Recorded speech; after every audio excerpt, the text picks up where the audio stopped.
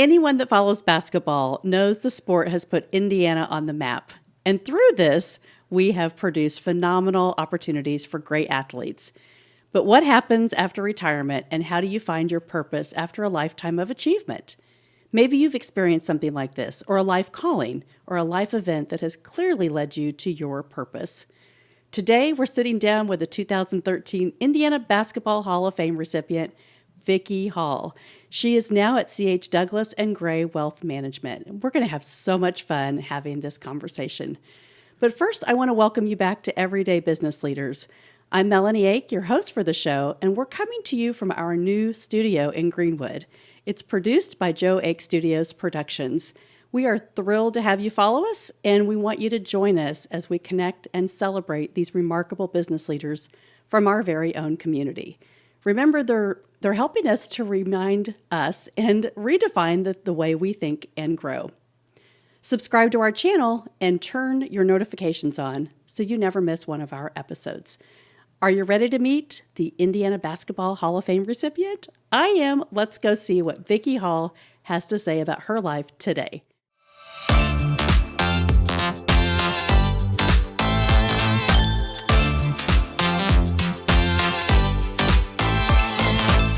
Hi, Vicki. Thanks for joining us. Well, thank you so much. Thanks for having me. This is so awesome. We just met recently. We did at a Girls Inc. Organizational conference where I was speaking for them. Yeah. I saw your name on the roster, and I was like, wait, when people start running into, wait, it's a coincidence. I see Vicki Hall's name again. I see Vicki Hall's name over here. I see Vicki Hall over here. I knew that we had to connect, and going to Girls Inc. and hearing your story, it really made me connected to say, hey, I want to help you share your message with so many other of the listeners that follow us, and also, as a business leader, kind of creating your brand in the market from who you were to who you are today. Absolutely, because it's very different. And so when people see me now, they're, Vicki Hall, the basketball player, which, yes, I was a basketball player until I was 40, and then I coached, until my 50s. But then now I followed the other passion that I had in my life that started pretty early on, right about starting college. Mm-hmm. Talk to me about, you grew up with your brother and your mom, and talk to me a little bit about how you were raised, like finding what you're called to do early in life. Because a lot of kids would say, yeah, I was talented or I played a sport, but what was different for you as you were growing up as an athlete? Well, I first started off, for me to play basketball is funny because basically I grew up on a street that had all boys, and they didn't let me play in the sandbox with the Army men. And I really wanted to. How dare they? I know. And so it was funny because, for Christmas, I got a doll, which I was like, and my brother got a basketball. So what I did is I took his basketball and I locked myself in the bathroom. And I would sit there on my potty chair and dribble because I knew when they were playing in the sandbox, they had to come in and wash their hands. And guess who was in the bathroom with the ball? So from there, I don't know, it just, kind of sparked. And I just started, I went from playing in CYO to West Lane Middle School to just different opportunities. And I had so many wonderful coaches that helped me. And it was something I felt like I couldn't live without. Mm-hmm. When did you recognize maybe that you had talent more than others? Not comparing yourself, but that, hey, this may be something that I could really pursue to do longer than just high school. Well, there was a distinct moment, and that was back in the day, AAU was something different than it is now. Basically, it was just one tournament, and each state had one winner that went to play in the national tournament. So we didn't have like all this stuff that goes on now. And I was a seventh or an eighth grader, and I was asked to try out for a senior high school team. It was a 16 and under team at the time. And when I made the team, I was like, maybe maybe I am pretty good. And we went to the national tournament in Clovis, New Mexico, and my coach was shocked because Pat Head Summit walked up to him because I had actually hit a couple of free throws to win the game for us as an eighth grader. And he was wondering why she was asking about me and not his seniors. So I was like, oh, well, maybe I'll be pretty good. Mm-hmm. Mm-hmm. But see, sometimes I love this example because sometimes we don't really see it in ourselves yet, right? And other people that see that in us are the mentors that help us, coach us, guide us, pull us, not push us, but they really pull us into our own belief. Oh, truly. I mean, I first started off with CYO. My coach was Mr. Price, and I met him through softball, but they let me try out for St. Michael's CYO team. And my mom was really nervous, and I was nervous. And, when Mr. Price walked out, my mom, went up to him, did she make it? Did she make it? Yeah. And he just started laughing and said, oh, yeah, she made it. Mm-hmm. And so, it kind of showed because my parents didn't really know basketball at all. My father was an electrochemist at Eli Lilly, and my mom was a dental hygienist and then a sixth grade teacher. So basketball really wasn't in our family. Mm-hmm. Until you, right? Yeah. Yeah. But that's so cool because, now that you brought a new perspective into the family, and then, after high school, like that's where it just takes off and you start playing on all kinds of teams and you start traveling. Talk to us about what you were learning, through that phase of most people are just kind of going to college and you're finding those friends, but you're doing pretty amazing things to grow and learn from. Well, it taught me very early on that people are different and there are different cultures and the way people do things differently. Mm-hmm. And there's not a good, a bad, it's just different. Mm-hmm. And it kind of opened my eyes, to a lot of different things where, when we went to Taiwan and played in a tournament and, they would run up and touch our hair because it was so different. Mine was blonde and then my teammates, she had braids. And so, they're wondering, what is that? Yeah. And so, and we didn't take offense or anything. We kind of thought it was funny, but it's just how different things were back then because we didn't have the social media and all the other things. You imagine, right? Right. A time. No cell phone. Mm-hmm. You can't communicate that, though. Like, that really has changed the world, the social dynamics truly of just having that cell phone. I remember in 2009, my grandmother passed away like a week before FaceTime came out. Oh, wow. And every day she said, I wish I could just see you. I wish I could see you. I think that's been a long time. That's been 15 years ago. Yeah. And yet time changes so fast in technology now if you don't have a way to communicate like that, right? We can't even imagine a time when we couldn't tell somebody our experience today, right? To put that on a social media and say, hey, this person just touched my hair. They're not aware. But those experiences, you got to travel all over. Yes, yeah, for sure. I mean, so the opportunity to play and live in a country in Israel, a predominantly Jewish country, to live in Turkey, where it's a Muslim country, and like those are back to back, so that's very different. Mm-hmm. Ramadan and different things going on, mm-hmm. and then to live in Greece, Greek Orthodox, or Italy, which is very Catholic. Mm-hmm. Just amazing opportunities to see how different people live. Mm-hmm. The experiences, right? Mm-hmm. To be able to bring that back, just that humility of knowing you're there to do one job and you're there to learn and really to be able to connect and serve the team that you're playing with. And try to bring joy. I mean, I always try to bring joy to people and let them see how much joy I had just to be able to play. Mm-hmm. And, and try to inspire them that, yes, impossible is nothing. Mm-hmm. Adidas, thank you. But yeah, I was a Nike athlete, but I do believe that that's great. Yeah. It is. Well, and the reason that you were in Europe is because in the United States, women really didn't get to play basketball. No. And that's a whole nother thing that we look back and say, in the time, it was right for the time. Absolutely. And well, for me, I went to the University of Texas because basically, Indiana, we're a basketball state, but we were a men's basketball state at the time.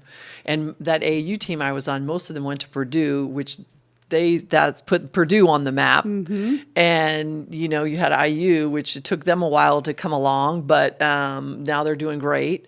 But I went to Texas because at that time they had a separate athletic department for women. Men and women was separate. And we had 10,000 fans a game. And I was like, what better opportunity that people actually want to see me do what I do.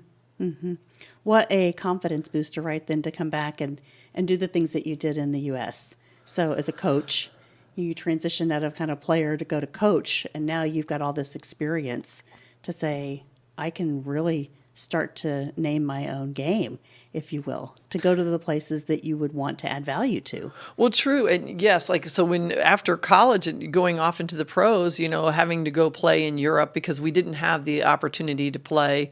Only later in my 30s did the American Basketball League start. And then 3 years after that, the WNBA started. So I did play in those two leagues. By that time, I was mid-30s already. And You were with a cane then. yeah, basically, I played till I was 40, but that's not when you're in your 20s. And and the average salary back then I think was like $45,000 for a player in the WNBA. So comparing that to the NBA, Oh, right? yeah, it's not even.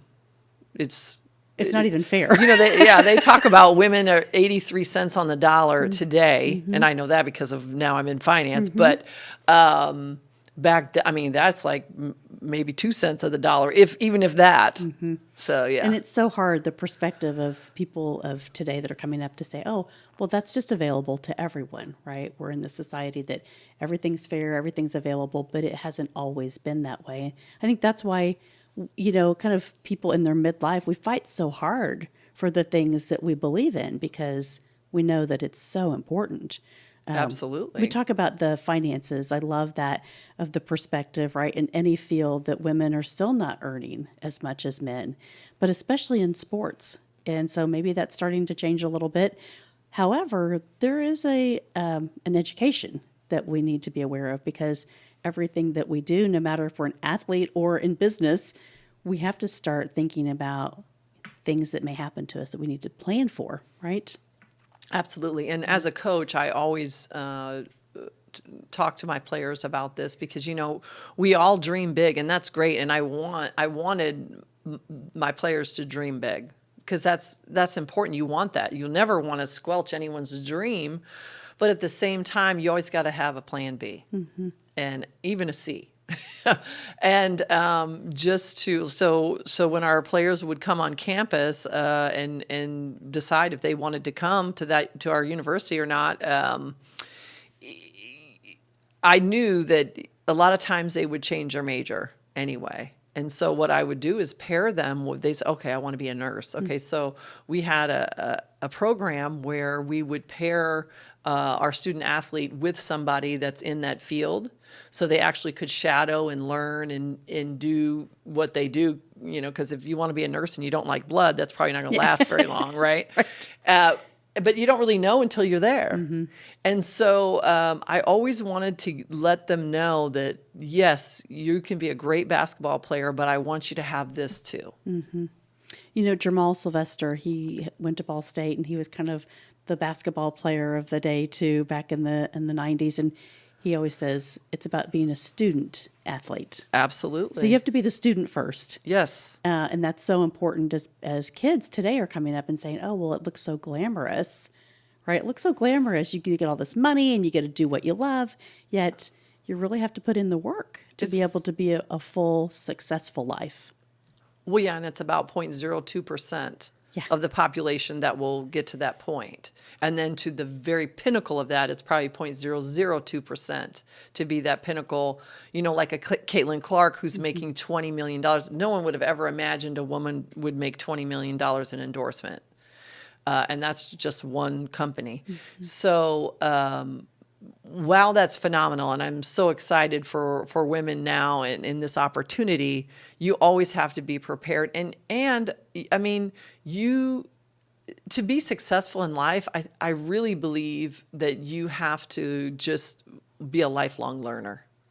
And no matter what it is you're doing, you can learn different things that you never know how that will help you later on. You just never know. So many things, right? So many things that we're learning, especially about you. And I so appreciate you coming in and just sharing kind of your history, because perspective today is when you do look at Caitlin Clark, and she's a phenomenal player. She's got a phenomenal mindset. She is a phenomenal leader in our community here in Indiana. And yet the other players, right, you have to really say it's a team. But she plays as a team. And I think that's what's unique about some of these other phenomenal players that rise up quickly. And they'll say, if you don't really encourage team facilitation and teamwork, then you're not going to make it. Well, absolutely. I mean, she has a lot of double-doubles, and they're in assists. So that's a big deal. She can score with the best of them, but she also is making sure her teammates are better. She makes her whole team better by her decisions and by her passing and her being able to see, the play before it even happens. What would you, if Caitlin Clark was on your team? Oh, I'd love it. She set me up a lot. Yeah, she would set you up. Who were the kind of players that you would put around her for success? Well, I think the Fever have done a pretty good job. I mean, you got to put people who can finish. I mean, there's still going to be changes made as they go on. But I think Aaliyah Boston is pretty darn good, as she'll be one of the best post players as she continues in her career. And you put up some shooters around the two of them, and it makes the court really hard, is to guard. And then you have Kelsey Mitchell, who's, she's just explosive. So it makes it very difficult to guard them. It's an amazing sport just to watch. And then you look at kind of the influence of what's happening in Indianapolis with all of our sports history. So I just love to get your take on that, because as a prior coach, like all the things that come back to you as you can sit and go, I remember those days. And if I was there now, would love that kind of influence of, yay, let's lift up women's sports and let's watch her celebrate, right? Right, absolutely. Yeah. Absolutely. Talk to me a little bit about what's going on now, because what a great preface to the first 40 years, right? Saying, until I was 40, I did this. And you learned so much about teamwork and showing up and being dependable and being loyal, things that you loved about life. Things started to change. And I want you to share the story about, what you learned that really started to make you think differently about how you could serve in a bigger capacity. Hi, I'm Melanie Yake, founder of Everyday Leaders, and I'm excited to share with you a new training resource for your team called the Leadership Game. The Leadership Game is a tool. It's administered exclusively by John Maxwell team members. And when you bring this assessment tool in to lead your organization, it shows you the current level of your leadership and gives you tangible and actionable results to move forward. So don't delay. Get in the game, the Leadership Game, exclusively from Everyday Leaders.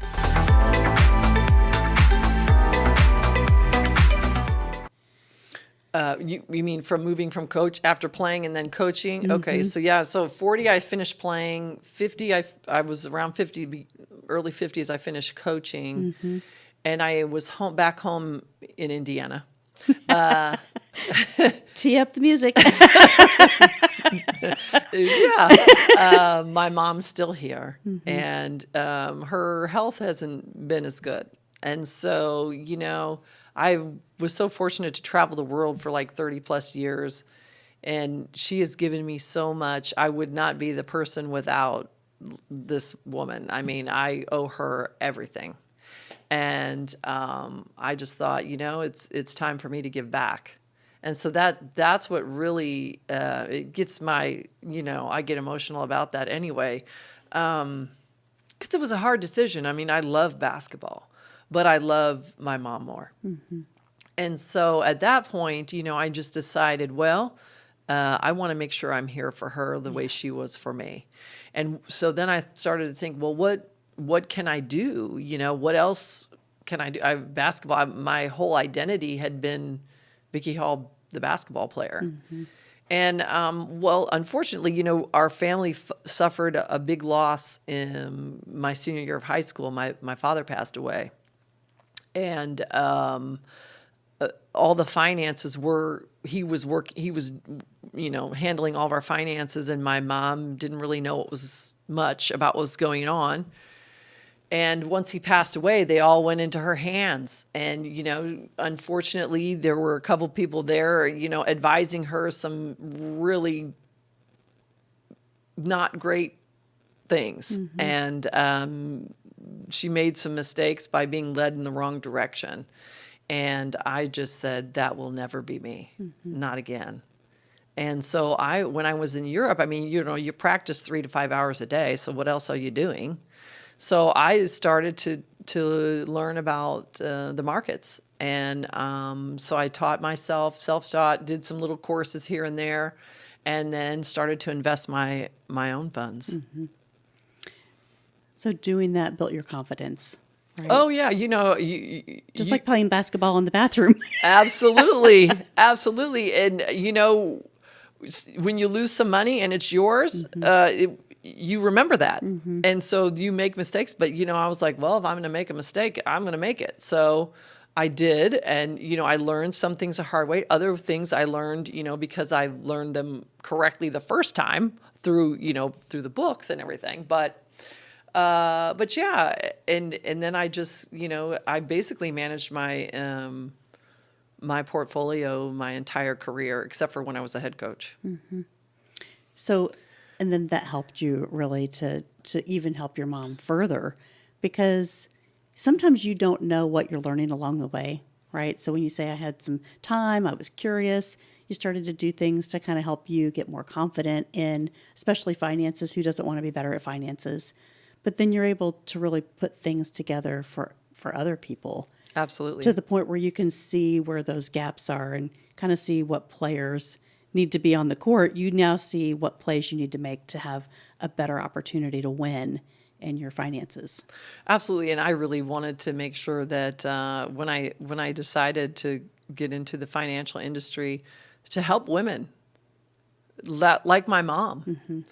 Mm-hmm. So you're not taken advantage of, because it happens. And, it's hard and people don't know who to trust. And, to me, honestly, I think it's abominable that we don't have financial education. Mm-hmm. It's just as important as math and English and history. Because now we have 401ks, we're expected to take care of our own money, because there really aren't many pensions left anymore. Mm-hmm. And so we're not educating our people on how to do that. So how do you expect them to be able to do it well? Mm-hmm. We were just at a conference recently, at the Power and Purpose Conference for NOAB. You talked about this a lot, and I think your education was so fantastic. So I want to say, if you guys are watching this right now and you need a speaker, get Vicki to come speak to you, because it was great. And you gave us a 10-point checklist of the things that you should be thinking about with finances. But there's a lot of people now that are saying, I don't want to be in corporate America anymore. I want to be an entrepreneur. And so talk to us a little bit about, even when you have a side gig, like your company isn't secure, they may not have a 401k till you're invested. Like, what's a strategy that people should be at least thinking about if they're going to start a side gig or leave their full-time corporate job? What are a couple of tips that you would give them? Pay yourself first. Please pay yourself first. And well, first and foremost, you really have to worry about debt. Mm-hmm. And not getting yourself stuck in, especially credit card debt. and understanding what is good debt and what is not good debt. And when I say that, meaning like if I have a credit card and the interest rate I'm paying 24%, it's really hard to get out from under that, especially if you continue to run that up. But if you have a mortgage, for instance, that's maybe 3.25%, that's good debt, and the reason why, how you kind of look at that is the average return on the market, depending on how you're invested, is probably going to be between 6 and 9%. And so if my mortgage is 3.5% and I'm letting that money ride the other, and I'm putting that money to work in investing, then I'm making that extra 3% or extra 2.5% above that. So it's worth that. Where the 24%, please get out of that immediately. But if you want to work for yourself, I mean, there are IRAs, there's Roth IRAs, traditional IRAs, there's simple savings, simple SEP, and then once you get to be a bigger corp with more employees, the 401ks. The simples in the 401ks are the things to go to. What have you seen just, since COVID? Like, have you seen a change in how people are thinking about investing in their future, saving for retirement? Has anything in the market kind of shifted the mindset for people? Well, I think with COVID,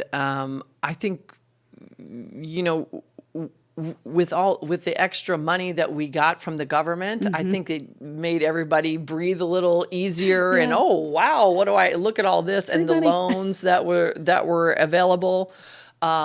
It in some ways, and then there were some people who actually took that opportunity when they were at home and started to learn more about the market, and you saw more people invest because they were like, oh, you can do this.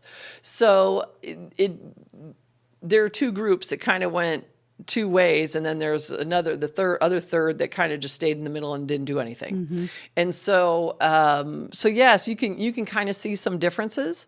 But now, like those that continued to use the surplus money and now it's run out, it's a little bit harder because you haven't been disciplined. You haven't put yourself in a situation where now you understand, what it is you really have to spend. And so when you talk about retirement, that is so important.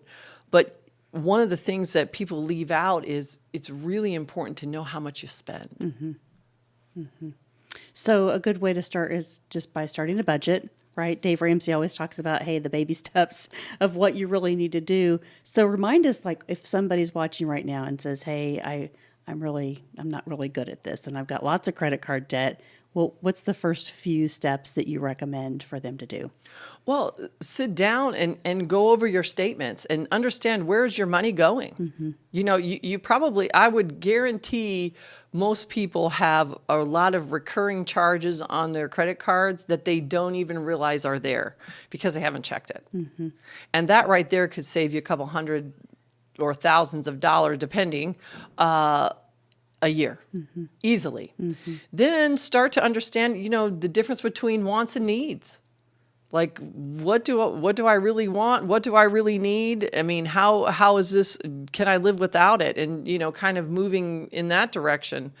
And then really understand. Most people don't really understand or have a look at. They probably don't even know what % they're paying on their credit card. So please look at that so you understand what is your bad debt and start to pay off that bad debt first. And then, you have to pay your minimums on the other debt. And then once you're finished paying off that, the worst debt, let's say it's 27%, then, you're putting $200 to that every month. And once you finally paid that off, have a party, be excited, get yourself some, go have a pizza. And then take that $200 and then put it to the next credit card that had, 18% until you pay it all off. And maybe delete the Amazon app? Yes. And yes. Yeah, because that's so easy to say, oh, I'm going to get this.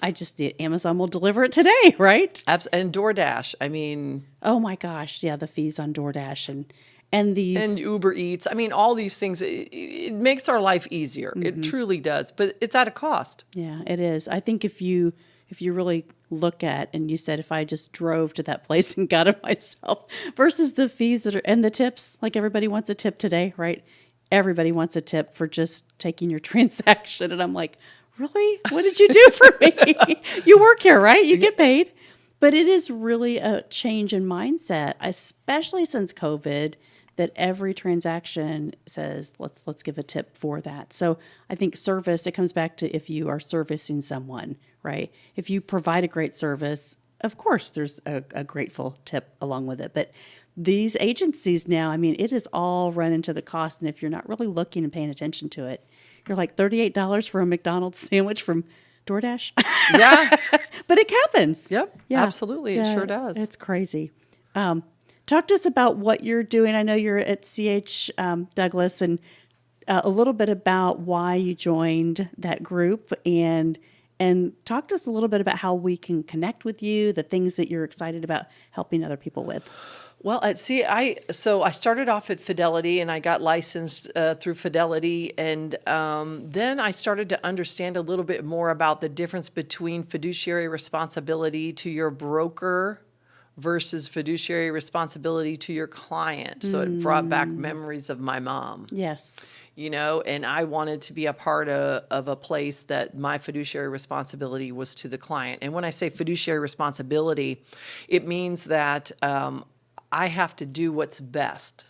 My job is to do what's best. And if I work for a big broker, my job is to do what's best for the broker, and I just have to do what's suitable for my client, which that's a huge umbrella. So that can go in a lot of different directions that aren't always great. Mm-hmm.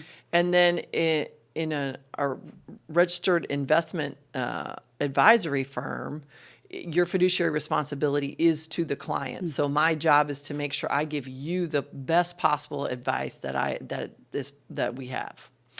And so that's where, I met Chris Douglas, he's the owner there, and Tom Gray, he's another managing director there. Both went to Princeton. Chris ended up at Horton School of Business and Economics, and Tom got his undergrad from Northwestern and his MBA from Princeton, and then worked on Wall Street. And I thought, oh my gosh, who better to learn from than some of these guys that are the best in the business. And so not only that, but they, are very active in the community. We give over $100,000 back to the community yearly, and that's giving it to different organizations throughout. So like Dance Kaleidoscope, we have the arts, we have IYG, we've got the Damien Center, we've got just so many. It's hard the Environmental Defense Fund. And so they're very forward-looking, and so I just thought, what a great group to be around. That's wonderful. I think, it talks a lot about your character, when you choose the people that you want to work with next, because you're investing your time and you're really helping build client portfolios, but it's about the relationship for life. It Absolutely. Really is. Yeah. Your team. You're a team. Build that foundation, right? So practice makes perfect. And so I just appreciate where you come from, your character, how you're trying to now say, I can do this better, and we can make our community stronger through education and through just making sure you're there and available, and they can support, right? Absolutely. Yeah. Absolutely. Yeah. So if somebody wanted to get a hold of you today, what's the best way to locate you? What's an email or website? Well, our website is www.chdouglas.com. And then for me, my email is vhall, it's not hard to remember, at chdouglas.com. Okay. And so that's the best way. I'm also on LinkedIn. You can find me there. And would love to, even if you have questions or, you're in a situation that you just don't know, I would be happy to help. Mm-hmm. Thank you for coming in today. Absolutely. This has been really wonderful to have you here, and we could talk a lot about. I want you to come back, because when we talk about women and sports and kind of just the mindset about how you have to overcome certain things. I'm going to do a whole series. I want you to come back and share some more about that. But I know a little bit about that. I just really appreciate who you are and who you are in the community. And so I want to lift and celebrate you today. And I really want people to connect to you. And if you do need a speaker, you need to get Vicki. I would love to. I'd love to speak, and whether it be in leadership role or, how to be a team, or whether it's about financial education. That's my real passion now, is to be able to educate people so they don't get into these bad situations, or that they're ready to retire or want to retire and want to figure out how to get there. Mm-hmm. All right. So as we close, when you're in doubt, when you don't think you're good enough, what's the quote that comes to you that makes you go, I got this. I can do this? Ooh, that's tough. I've just always been one that it's just, you can do it. Just breathe and believe. And that's what my license plate says, belief. And even the days that are really tough, because no matter how successful you are in life or not, whatever, you're going to have tough days. There's going to be days you're going to be like the best of the best, LeBron James, Caitlin Clark, Asia Wilson, whoever it may be, Serena Williams. You have doubts. There's always a doubt in there. Everybody's human, and it's just being able to breathe and believe. Breathe and believe. Thank you. Thank you for being with us today. Well, thank you for having me. I truly appreciate it. This has been awesome. Oh, gosh, this was wonderful. So thank you, audience, for tuning in today. This has been great to sit with Vicki Hall. If you need to take notes, go back and watch this, because there are so many great nuggets out of this about leadership and just accountability and teamwork and again, belief, like she said here at the end. I hope you were inspired to think and grow differently, maybe about your business, about your finances, and how you can be involved in your community as well. Remember, the journey of growth and innovation, it never ends. It's our mission to keep bringing you the best insights from our local community. So stay tuned for more episodes filled with wisdom, innovation, and inspiration. This is our first show in our new studio. We were so excited and honored to have Vicki Hall with us today. This is Melanie Ake signing off from Joe Ake Studios production studio right here in Greenwood. Till next time, don't forget, subscribe to our channel. Turn those notifications on so you never miss an episode. Everyday Leaders helps you to develop strategies to be a better leader in your life. Because remember, it's not what you do in a day, it's what you do every day that makes the most impact. Thanks for following us.